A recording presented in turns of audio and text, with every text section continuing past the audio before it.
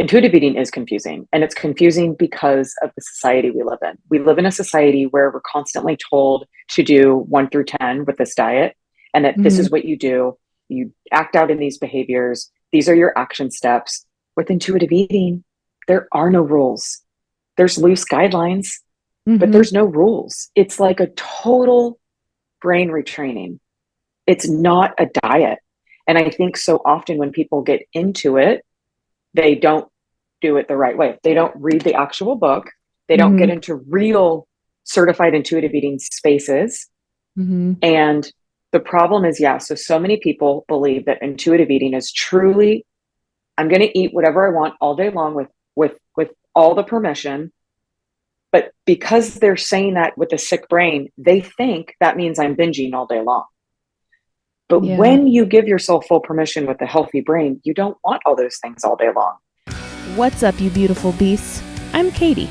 I'm on a mission to help humans become the best possible versions of themselves and to strive for overall health, mental health, emotional health, physical health, all of the healths, without ever having to step on a scale. I have had the privilege to talk to all kinds of different humans who've been through a plethora of experiences just being a human and existing.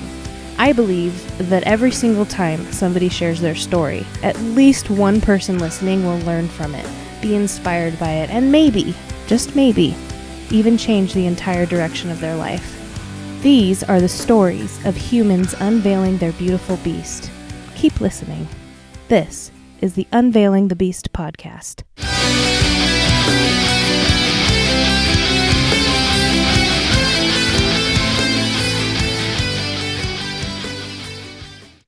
So, for the listeners, we were just talking about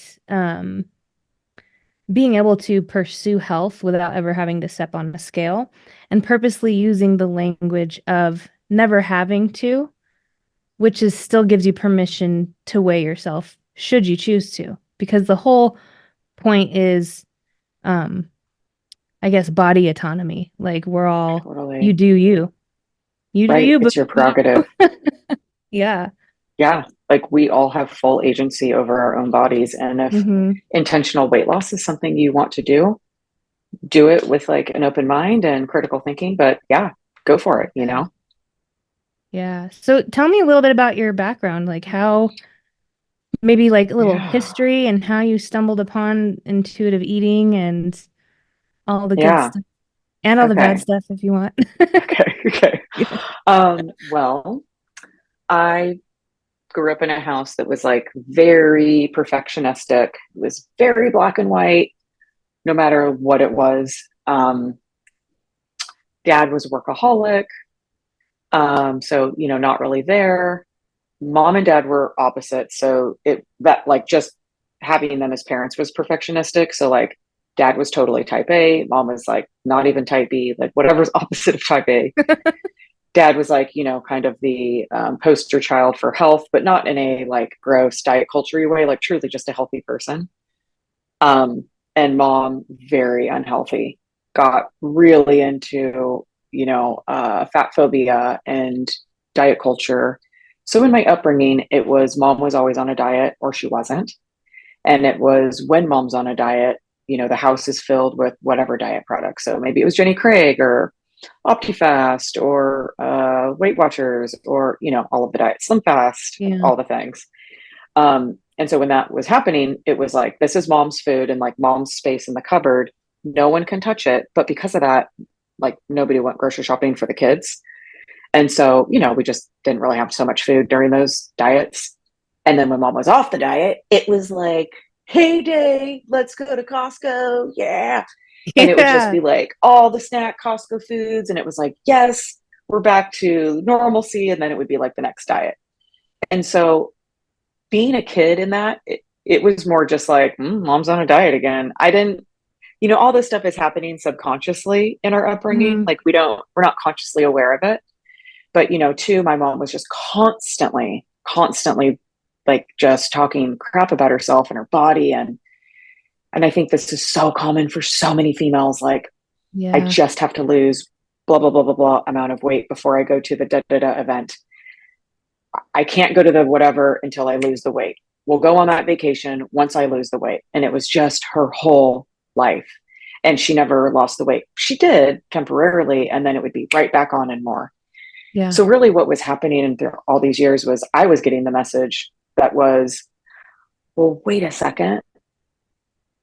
If my mom can't stand the way she looks and I came from my mom, like, what does that say about me? And Yeah. also being fat or that word or bigger or weight gain is the worst thing that could happen to a person ever. So in my childhood, it was like I just felt really lucky. Like I was in a straight size thin body just naturally. And so I seriously felt like, thank goodness. Thank goodness I don't have that gene or, the worst thing ever that could be. So I was extremely fat phobic. So that was kind of already in the background. And then what happened is my family moved. So my age, it was the summer in between eighth grade and freshman year in high school. And that's when my family did a big move. And for me, for so many reasons, it was actually quite traumatic. Kind of my whole world was turned upside down. Everything, it was like living in opposite land. I had no friends. Like I wasn't, my whole world was cheer and dance. And I wasn't able to try out for cheer yet because I like came too late or whatever for the tryouts. So I seriously just like had no friends. And so that is when I started physically restricting food. And it just kind of snowballed from there. So in my high school years, it started out with restriction, anorexia. I went to one therapy appointment and like didn't speak a word. And I was like, I'm not doing this again. Thanks. Cause I didn't think I had a problem. So therapy wasn't a thing when I was a kid. But then, yeah, so high school, it was like manageable, if you will. Like I thought I was fine after freshman year. I got some friends and yes, I was very concerned with calories and my body size, but I was okay, if you will, until college. And then college, it was my biggest fear was binging and weight gain. And that is exactly what happened because most people can't stay true to restriction. Most people can't be true anorexics. So yeah, it just turned into years, decades of, just like the worst binging, the awful, awful eating disorder behaviors, compulsive over exercise to like remove the food, which that never works. Yeah, just decades of that. And finally, when I was in college, realizing, okay, this is seriously a problem. There's something wrong with you. This isn't normal. I really thought I was the only one who did this weird stuff with food. Like I couldn't stop thinking about it all day and night long. It was all I thought about. Like, what am I going to eat? What am I not going to eat? What did you eat last night? What did I not eat? Good noise. Yeah. Yeah. And so, yeah, I just like, seriously, I read all the self-help books. I like saw so many therapists. They all like just sucked. One therapist told me, this is so crazy. He tells me, oh, I have it. I know what you do. Every time you want to grab for that Snickers bar, I never mentioned the word Snickers. He says, just go have sex. And in my like 20-year-old brain, I'm like, wait, but I don't have a boyfriend. And he's like, you don't need to have a boyfriend to have sex. And I could, what? Anyways, that was crazy. So I never saw that person again. I, I, because I was so desperate, I joined a 12-step group that made me so very sick. And I didn't know it during the time. So I was in it for 15 years and it really just made the eating disorder stronger.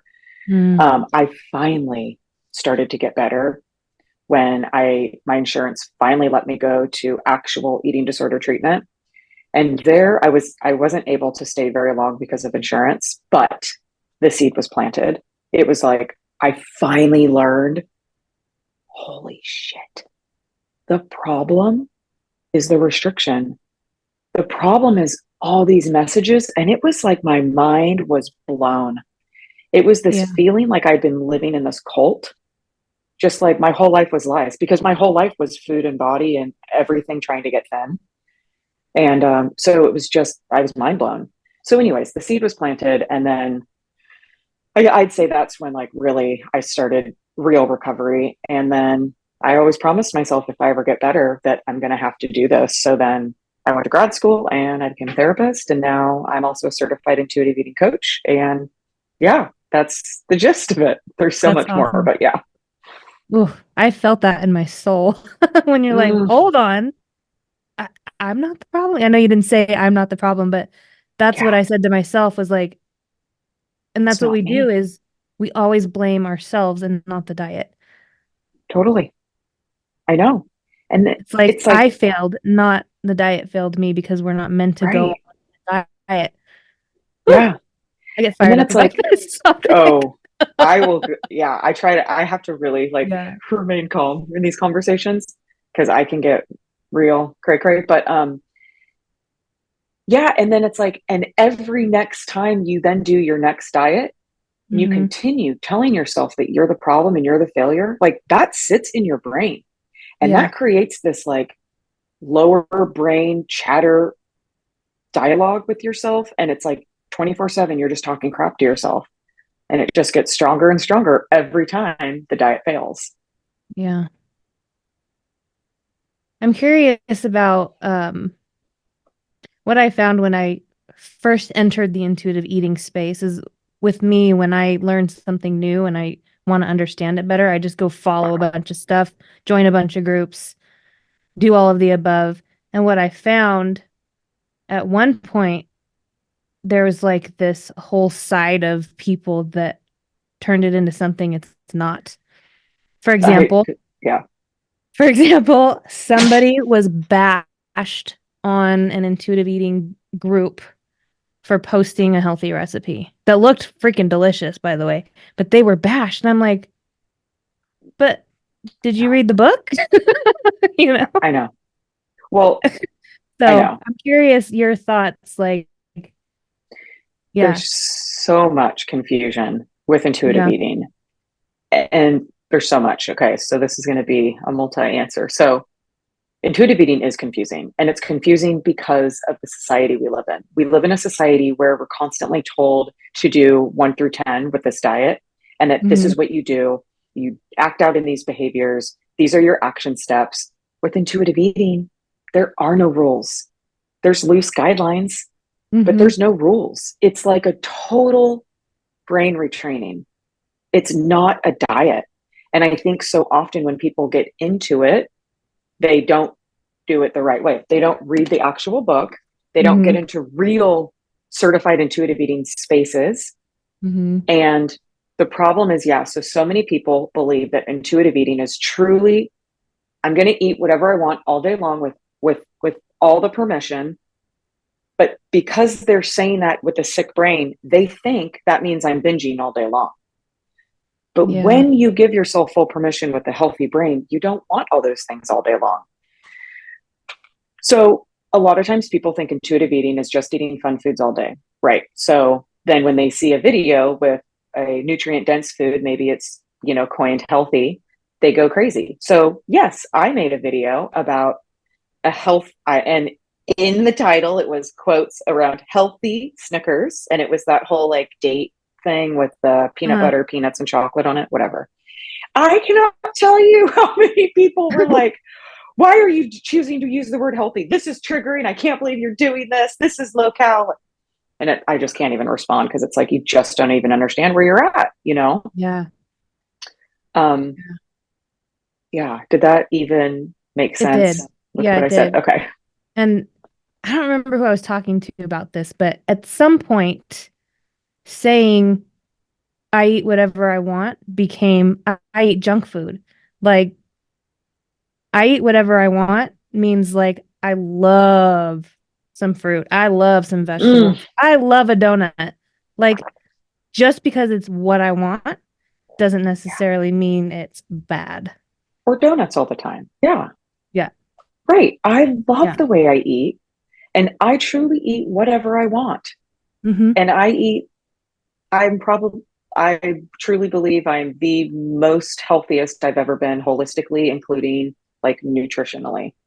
And Yeah. I truly eat exactly how I want. No, that's not true. I would definitely have like probably a live-in chef if I had money, but like, you know what I mean? Like I'd have sushi Hell a lot yeah. more. Yeah. But yeah. Yeah. And also, when you start to actually pay attention to how you feel after you eat something, you Yeah. realize that you do want the I do air quotes because there's no good or bad Same. food. I know. You want the nutritionally dense foods because they make you feel good. And if you overdo it on the not so nutritionally dense foods, like speaking for myself, I feel like shit and I'll throw up. Yeah. So yeah, it was good while I was eating it. Right. So paying attention to how it makes you feel is also a part of it, not just is this a good food or is this a bad food or Right. does this make me feel fat when fat's not a Totally. feeling? Right. And I Yeah. have a question for you. So Yeah. I always like, I remember when I went through this, I found it just amazing. But now it's like, well, yeah, I mean, you know, it's like, well, yeah, of course. But one thing I thought was so fascinating was when I was going through, recovery and really trying to get into intuitive eating and really trying to give myself permission and just trying to like take a step back to like kind of stop that chaotic thinking and that just total insanity with food. I realized, wait, I don't dislike peanut butter, but it's like whatever. When I could not keep a jar of peanut butter in my house, it would be gone that day. Like I seriously just couldn't. And now I have 5 jars and they're probably expired. I just don't even think Yeah. about it.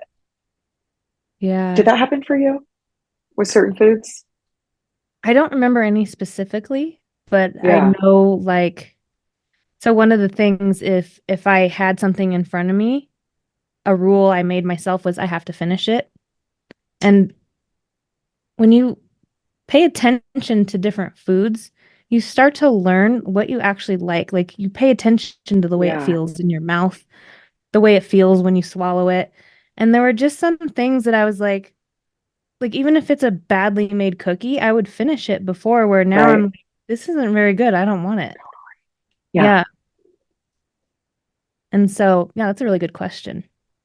Yeah. 'Cause the whole point of the word intuitive is just pay attention and like, because we're so disconnected, our minds and our bodies. I know. And we're so used to, like you said, following rules and you eat this, this, this, and this, and it takes away the personalization of the Hmm. human, you know? Absolutely. Hmm. Right. It's this like, well, I have class at 12, but I'm supposed to eat at 12:30, but I'm going to be in class. So like, I don't want to eat before that because I'm not going to be physically hungry. And then I'm going to eat too much food. But then if I wait until 3 o'clock, and it's just like, Yeah, oh my gosh, like it's, it's so stressful when yeah, that's who you are and that's your life, with yeah, intuitive eating. It's like, yeah, I'll eat something before, even though I'm not physically hungry. And that's totally going to serve me. yeah. It's Another thing I just so want to bring calm. up, Yeah. um, and I just learned this last year, is I know it's only one chapter in the book, but I don't even remember. It's the one on emotions. Mm. Um, how do I want to put this in words? Storing your emotions are stored in your body, Yeah. and your emotions can be stored as weight. Yeah. And I want to be careful and talk about weight because that's a whole other topic. But what Right. I've noticed since last year, I stuffed my emotions for like 38 years. Yeah. And since I started feeling, like letting myself feel all of the emotions and releasing them from my body, I feel better in my body. Does that make Yeah. sense? 100%. Yeah. Yeah. And And like emotions I are want to energy. say I'm shrinking, but that part doesn't matter. It's just like the Yeah. learning that sometimes part of the weight that we are carrying is our emotions that we're stuffing. Yeah. Yeah. Totally. That's why it's especially like the people I work with that are newer in our work together. And they're just like, they just want to do the diet. They just want to do that Yeah. new fitness program. And it's like, just be still, like let Mhm. yourself feel because it's not A plus B equals C. It's not Yeah. what diet culture tells us. It's not calories in, calories out. It's not that simple. For some Yeah. people, sure, maybe it is. But yes, and our emotions are energy in motion. They Hmm. get trapped into our bodies as an energetic force. And like, yeah, it needs to be released. Yeah. Yeah, totally. Yeah. I almost started crying saying that. But Yeah, I'm gonna stuff it. absolutely. Well, I don't want you. No, let's not do that. I'm just kidding. Yeah. Um, Yeah. on the topic of food and um well, I'm just gonna say it. I don't know how to like intro Yeah. it, but the whole turning foods into diet versions, that Mm. used to piss me off. Like everything is cauliflowerized. Mm. And like I'm like, cauliflower rice isn't rice. If you want some rice, eat some fucking rice. Sorry, I'm Right. cussing. Oh, please Um, do. like eat some rice. And so that would irritate me, but then what it also did was kind of block me from trying some of these things. Right. So what I learned is that it's kind of what's your intention behind what you're putting in your mouth. So I bring this up because I was at Costco and I bought the stupid cauliflower crust pizza and I ended up liking it more than the Hmm. regular frozen pizza. It's And good. and then like I start questioning, well, does this mean like I'm a diet freak again? Because I don't want to go back down that road and blah blah blah. And I was like, no, I just like it better. Yes. Eat it. Just like I like Yes. oat in my coffee better than half and half, but I'm not sensitive to dairy, you know. Right. Just like it. Yes.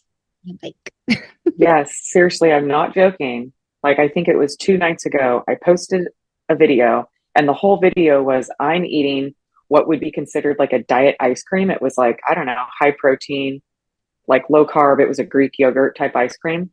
And I also have like, I don't know, all full fat, full sugar ice cream. I have like 10 ice creams in my freezer right now. I really like ice cream. And so in mm, this video, I'm eating this, what people might consider a diet food, but the message I'm giving is like, this sounded good. And it yeah. tastes really good. It doesn't taste like real ice cream, but like I might eat real ice cream later. It's totally okay to eat this right now because it tastes like what I want.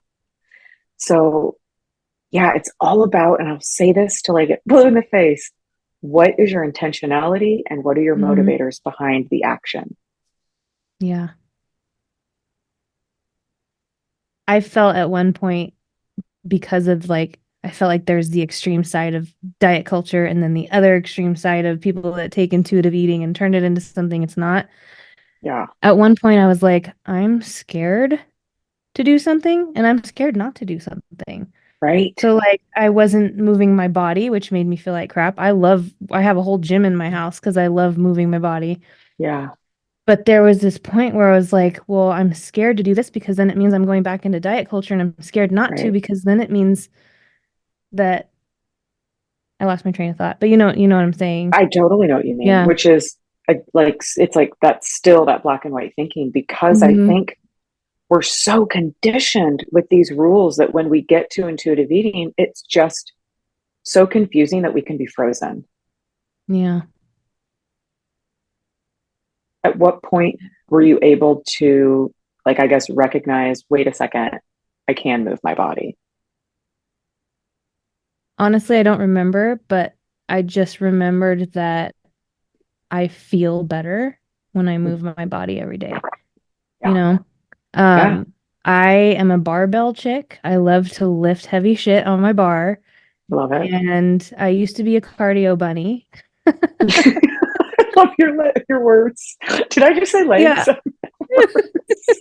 I can't see your Yeah. legs. I was a spin instructor, which I'm gonna go back to doing that because I love teaching spin classes, but I don't have to Yeah, teach 9 classes a week. you don't. I Right. don't. I'm gonna do Yeah. it because I love it. And Right. yeah, I'm kind of rambling, but No, I love I'm it. excited. No, I'm so excited. Like I want to have like a slumber party and talk about all the things Okay, all we'll night eat long. ice cream. Totally. Yeah, there's just so much to be said. And with some people and some of the people that I work with, like you might need it from moving your body at all because sometimes you just need that. It's like Yeah. it's become too like toxic or almost abusive to where it's like you can't see what's what. And so, Mm, yeah, like I've had clients take, many breaks of not moving their body at all and then getting back into it. It's kind of like, let's start from fresh and see what even feels good to your body. yeah. Yeah, I was talking to another guest about um when I was teaching 9 classes a week, um, I thought something was wrong with me because I was hungry all the time. Yeah. Like, and also I wasn't losing any weight and I wasn't eating that much. And this Yeah. is before I understood the concept of adaptation and how our bodies adapt to what we're doing. Yep. But of like instead of figuring it out, I blamed myself and I was like, well, what more could I do? I know, let's Yes. do CrossFit twice a week on top of the 9 classes I'm teaching a week. Let's see if that'll make me lose weight because it was for me it was about the number. Number on the scale Yeah. was the most Yep. It important was God. number. Yeah. Yeah, totally. And so, depending on the severity of what you're talking about, like it can turn into what's called atypical anorexia. Mm, Are you familiar with what that is? no. It's it's basically like you are truly anorexic, you are malnourished, you are not eating food. You just happen to live in a bigger body because that's how your body responded. Because not Mm, all bodies respond the same way. right. And those are the people Yeah. that get dismissed from doctors, and then doctors are prescribing the disorder. They say, well, you need to diet, you need to lose weight. And they can't understand that the person in front of you is starving to death. Yeah. While thinking something's wrong with them because they're always hungry. Right. Right. Yeah. The first time And I was then, ever able to take a breath was when I got pregnant. This was before I yeah, learned about intuitive eating, but it was the first time like I knew I'm not supposed to diet right. or do like all the stuff I was doing with my body while Right. I'm growing a baby inside of me. So that Yeah. was kind of like my first breath of fresh air. Thank goodness that Like, you knew that and did that. yeah, yeah, because some people don't. I know. Yeah. Yeah. I think the episode I was listening to was the guest you had on was saying that she was starved in the womb and then out of the womb. Does that sound Oh, familiar? Jennifer Muscatel. Yeah, I don't remember her name, but Yeah, yeah, that was like, blonde hair. I don't know. I was just listening to it. Oh, got it. But yeah, that was pretty Yeah. powerful. Yeah. And too, it's like there's there's the mental restriction and the physical restriction. Physical restriction is I'm truly not eating, like I'm truly restricting calories and food.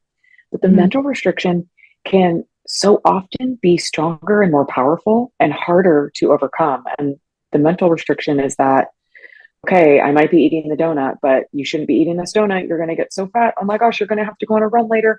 Oh my gosh, this is so hard. It's like just judging yourself the Yeah. whole time you're doing it. Speaking of mental restriction, let's talk about um your expertise on so the body doesn't know the difference between a famine and a diet. And Yeah. I want to touch on the topic of even when you think about going on a diet, how your body starts to prepare for it. Oh, yeah. So, yeah, it's kind of that Last Supper mentality. Hmm. So, when you mentally are going into this, you know, diet, you're giving your body the message that get ready, get ready, like shield is up. We're going to do this again or for the first time. Hmm. And so your body is now getting the energy and messages from your brain that is, all right, we're going to into a mode of starvation. So you need to keep me safe and alive, body, because that's your job. So body, take care of me. And what the body does is it does just that. It holds on to the calories, it slows your metabolism because you're in a mode of starvation. That's all it knows. It doesn't know you're trying to lose a little weight and you're on a Hmm. diet. Yeah. And so your body is incredible. It's keeping you safe and alive. So, yeah, it's going to hold on to the calories you consume and slow the metabolism so you don't die. Yeah. And and it will have it not all the time, but so often, more than not, it you will develop this biological urge to binge or Mm-hmm. overconsume food because again, your body wants you to hurry up and get it all in because you're going to be starving really soon. So kind of Yeah. like a bear in hibernation. So then it's like all of a sudden you're getting these binge urges. And I know for me it was like this is the craziest thing. All I want to do and I'm trying to do is lose weight. But for some reason, all my body wants me to do is gorge on food. Like Mm-hmm. I could not understand it for Yeah. years. But, it makes perfect sense Yeah. when you really think about it. And then a lot of people misunderstand that as they think they have a food addiction. Oh, I identified as a sugar and food addict for 15 years when I was in the 12 step group.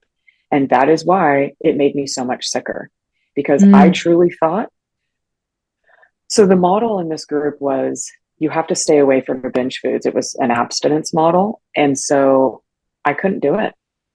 The longest in 15 years I went without sugar was 11 days. And that was like literally white knuckling it, like all I could think about. It was for Yeah. months. The biggest thing I talked about in my life was my birthday in 3 months where I'm not going to be able to eat birthday cake. What do I do? How do I get through it? Like, how sad. Yeah.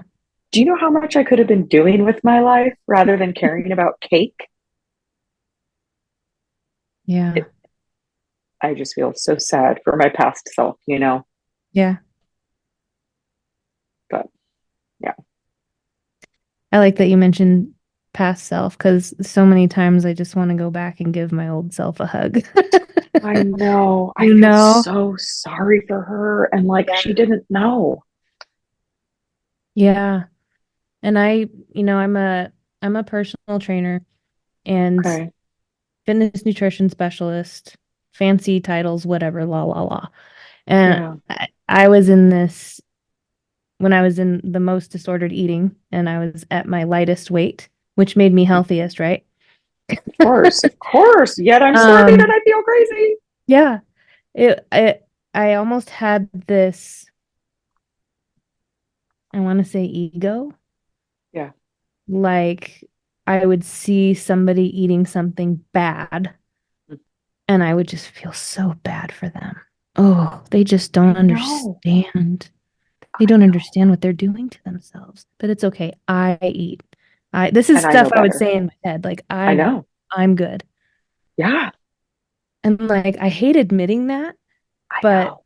I think that's the first time I've ever said that out loud. But that's Yeah. what we do. Like we get this, I guess ego is the only word I can use to describe Totally. it. And It's an it's not coming arrogance, from a place of like, I'm better than you. It's more like, oh, right? if only they were educated. I know. So, Yeah. what's funny you saying this is because exactly the same thing for me. I was very much like that.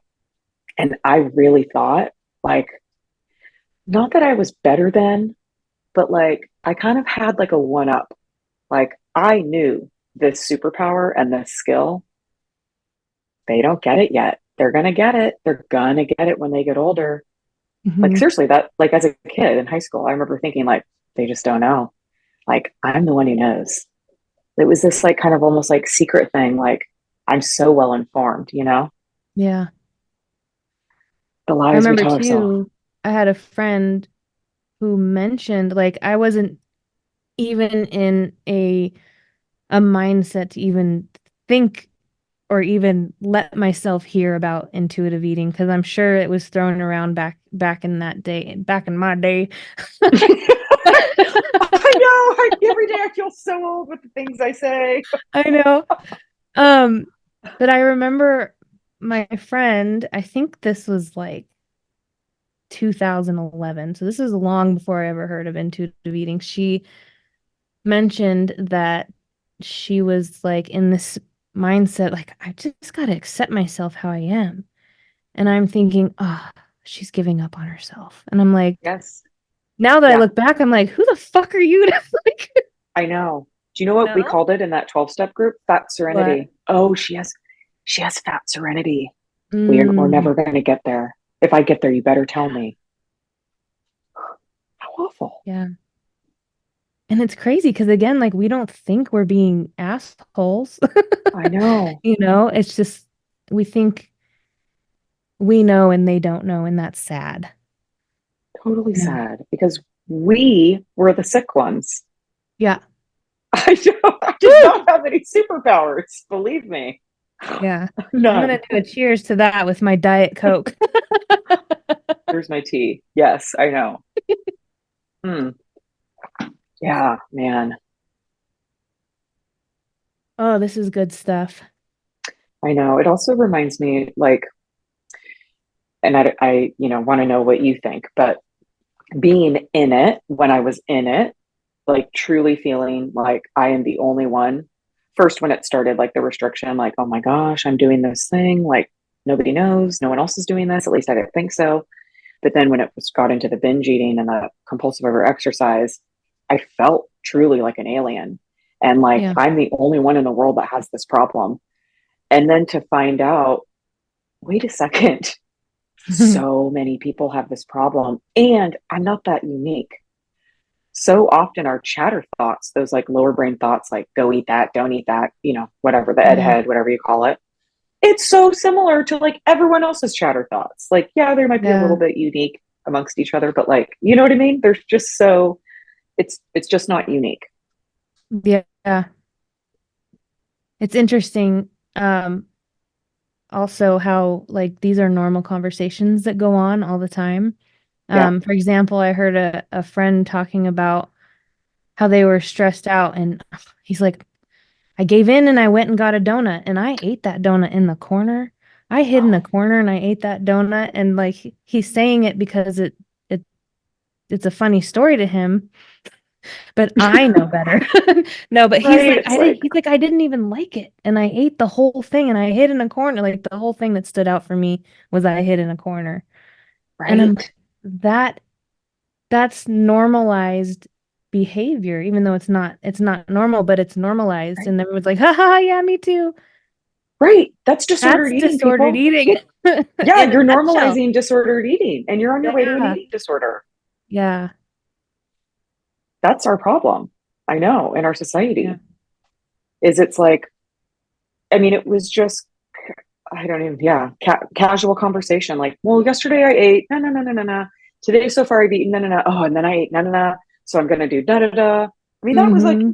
a normal everyday conversation. How boring. How boring. Yeah. Can you think of a time when you, I guess, hid from public or you stayed home and didn't go out to something you were invited to because you felt, I don't know, for whatever reason, something diety, it's diet Oh, related or yeah. body related? Oh, yeah. I mean, I can't count many times. So I had an eating disorder for probably about 20 years.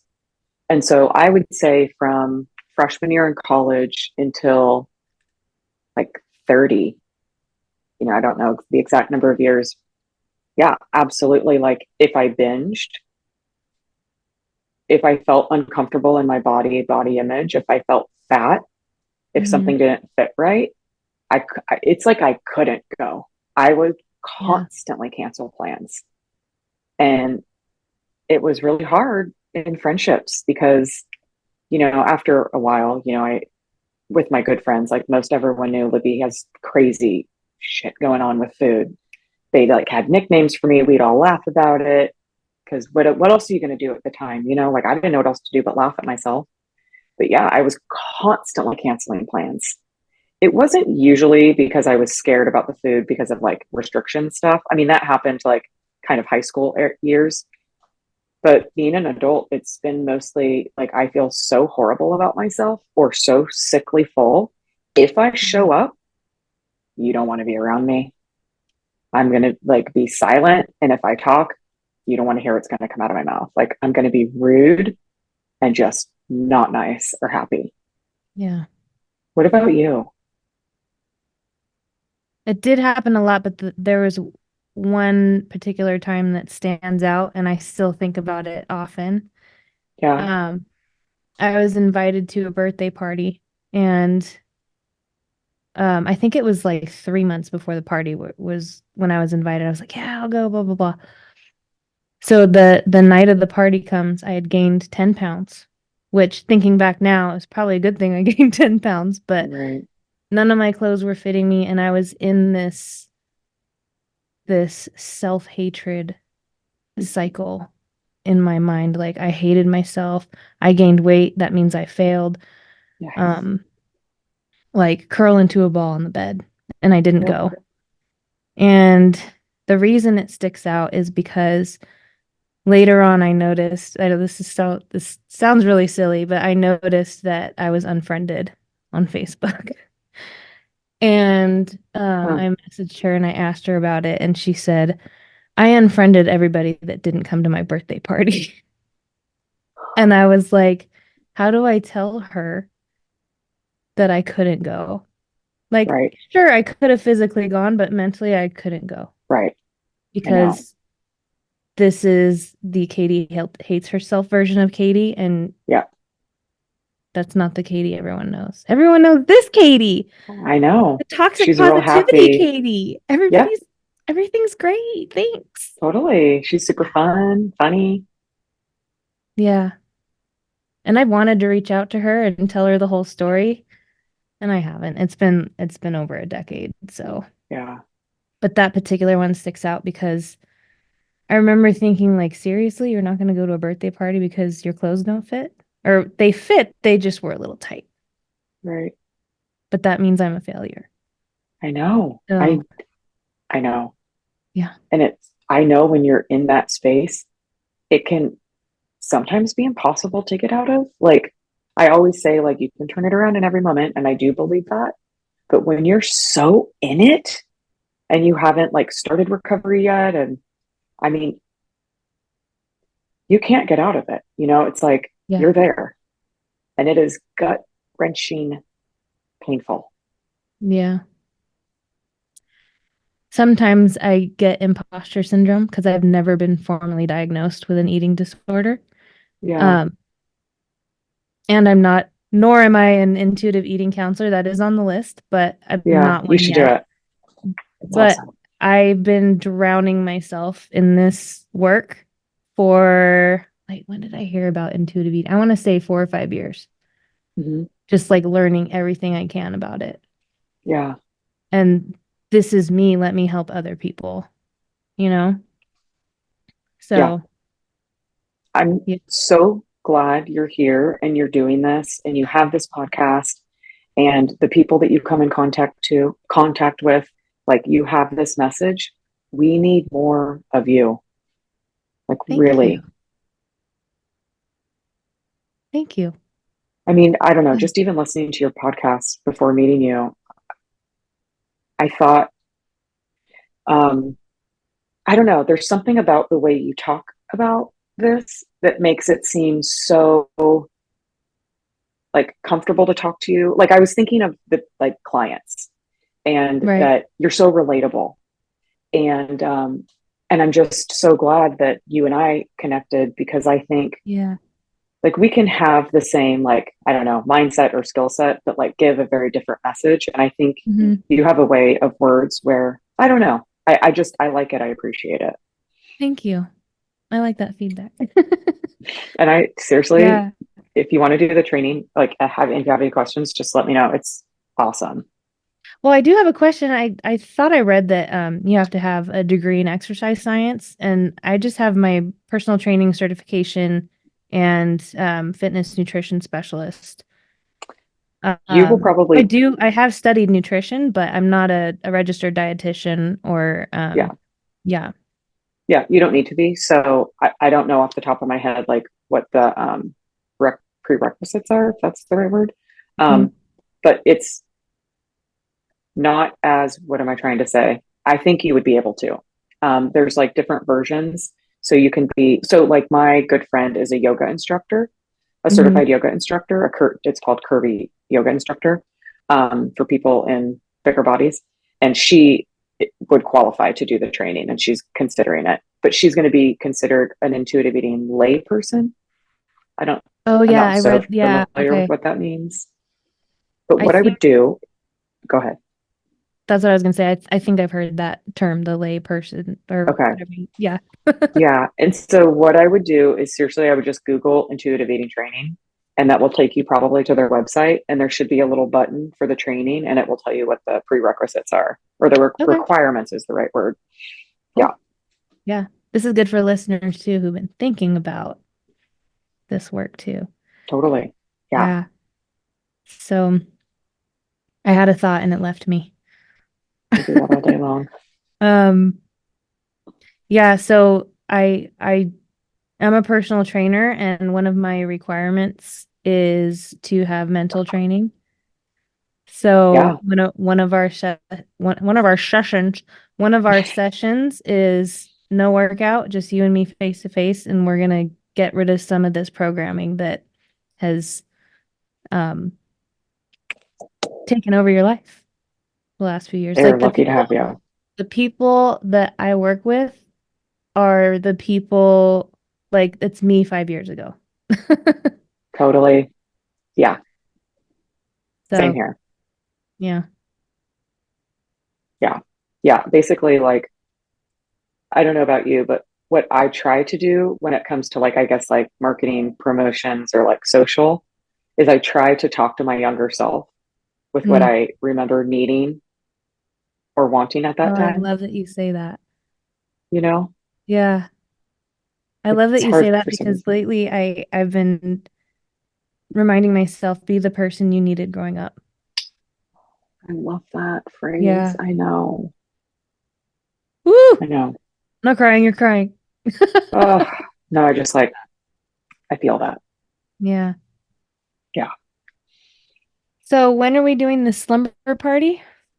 Slumber party. Wait, where do you live? Yeah. I'm in Or California. you are? Wait, where? Palmdale? Oh, I used to be in Long Beach for a long time. I'm Okay. actually in Northern California now, but Oh, that's so awesome. You're in California. yeah. So Oh, it's wait, like Palmdale. That's on the 11:48. way to my mom's house. My mom lives Okay. in Wasco, Bakersfield. Okay. Yeah, I'm close-ish. Like an Yeah. hour, two Yeah, you hours. take the 14, I Mm. think. Yeah. Right? Yeah, Yeah. yeah. Had to do that once when like the 5 was closed or something. That's awesome. Yeah. So I'll be over Cool. Friday, if that's okay Okay. with you. Oh, Sure. that's That's tomorrow. tomorrow. Okay. Yeah. Okay. I hope you like cats and 6.5-year-olds. Perfect. I'm perfect with both of those things. Well, I do have one last question for you that I ask everyone at the end of every episode, and that is if you had one piece of advice that you could give to the world, what would it be? It's a toss up. I have two, but I'll give one. Okay.